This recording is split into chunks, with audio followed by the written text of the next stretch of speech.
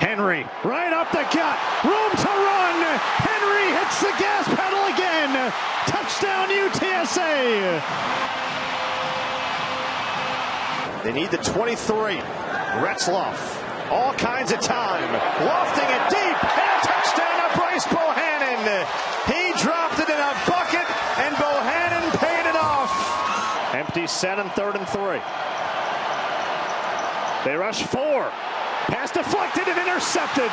It's Shad Banks, the TCU transfer, with a huge play.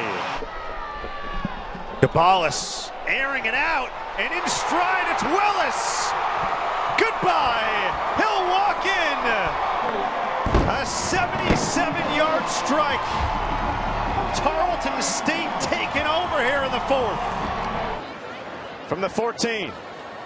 They fake the sweep action. Retzloff throwing. End zone. Caught for the touchdown.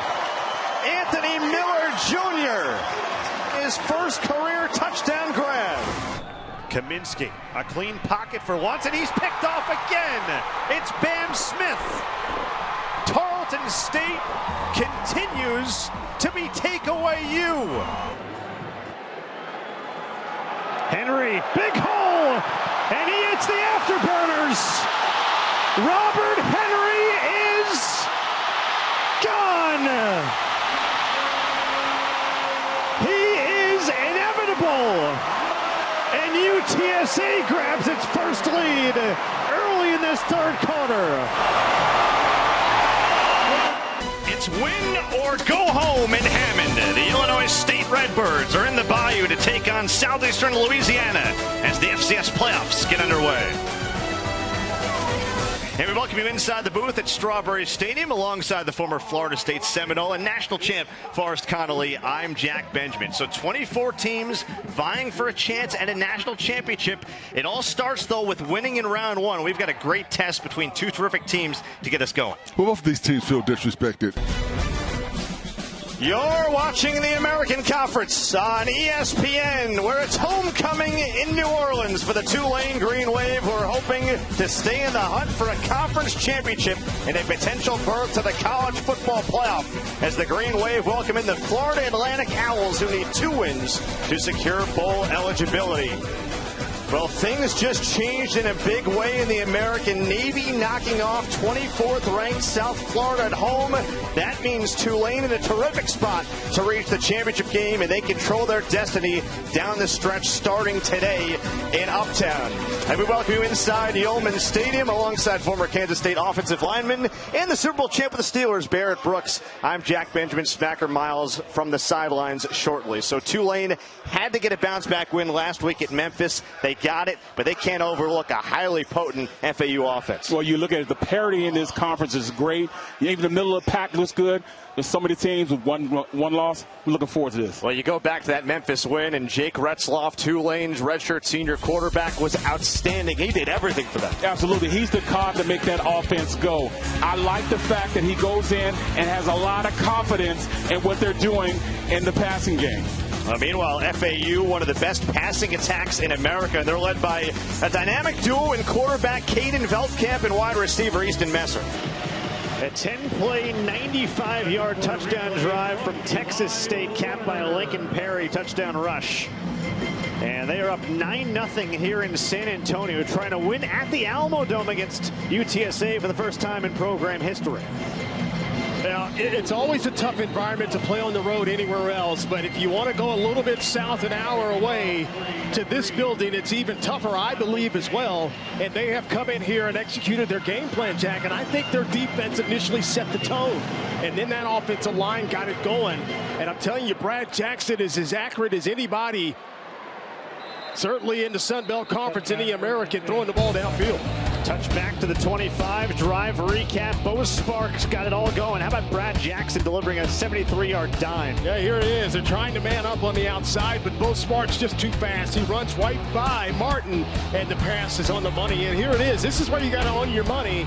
And then he gets the first down, doesn't score, but make no mistake about it, they're going to come right back and leave behind this big offensive line to cap it off. So UTSA down 9-0 here in their home opener. They are 4-1 in home openers under Jeff Traylor. The only loss was against Houston in 2022 in a game that went to 3 overtimes.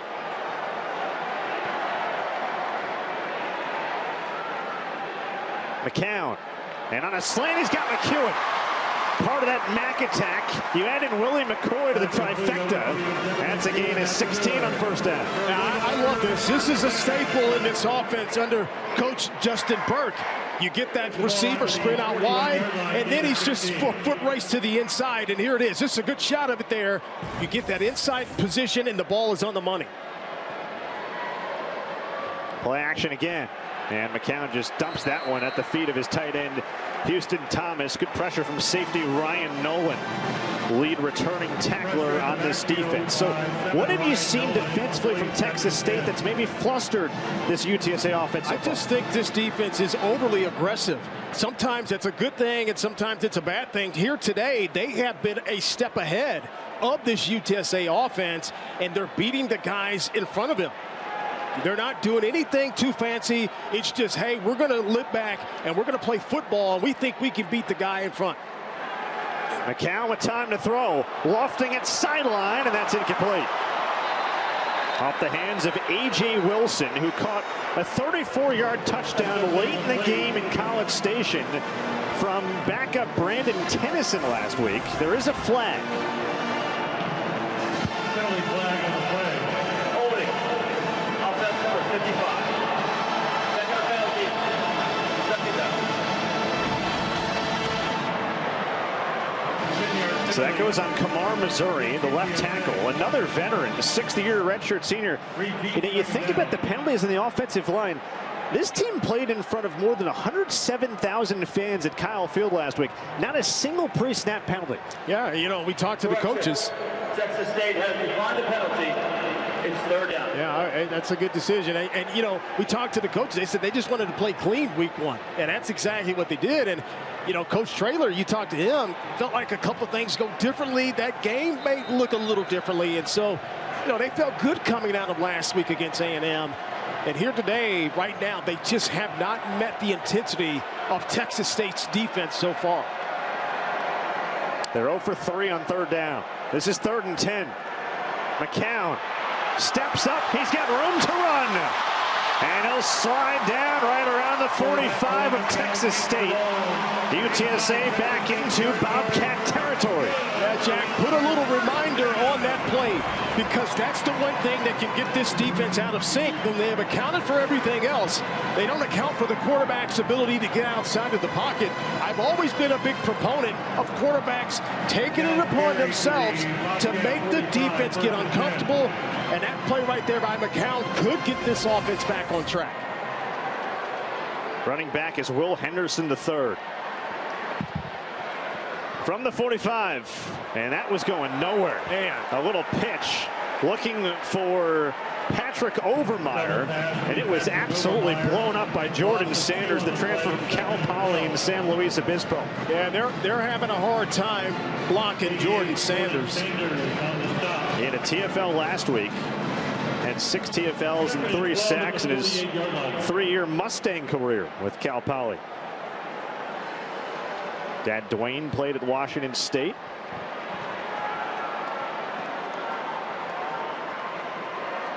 After a loss of 2, 2nd and 12.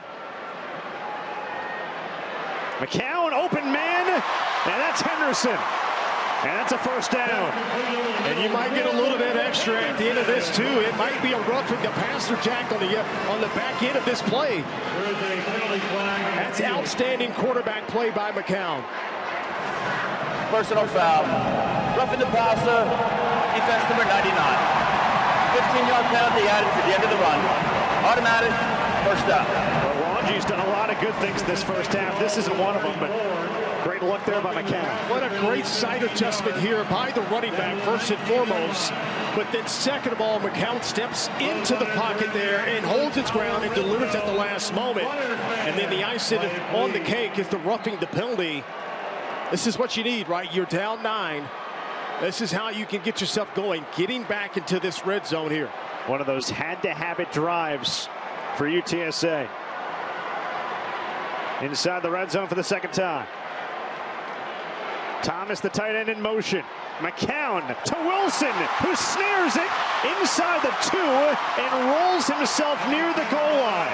He's down at the 1. It'll be first and goal for UTSA. That is about as good as a catch that you'll probably see anywhere today. Watch the lead here. You got to throw your guy open. And Wilson is with the defensive back hanging on to him, makes an outstretched grab across the middle. That's a big-time play. The upside on this young man is off the charts. He's a transfer from Houston Christian in the FCS ranks, formerly Houston Baptist. Ended last year on a tear. First and goal at the 1.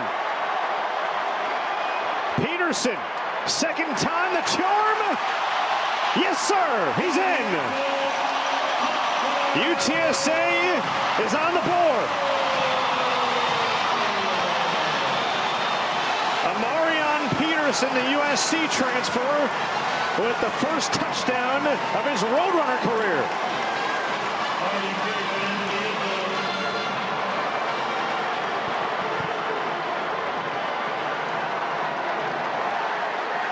That was methodical from the offense. Boy, just when they needed it too. And how about the quarterback play by McCown, just standing there tough. Jack, he took some shots, and then he's not seeing the field from time to time. He's getting pressured, but then comes back and throws, I think, 2 of his better passes of the day. Michael Petro converts the extra point, taking over for the terrific Tate Sandell. What a response from UTSA. 8 plays, 75 yards.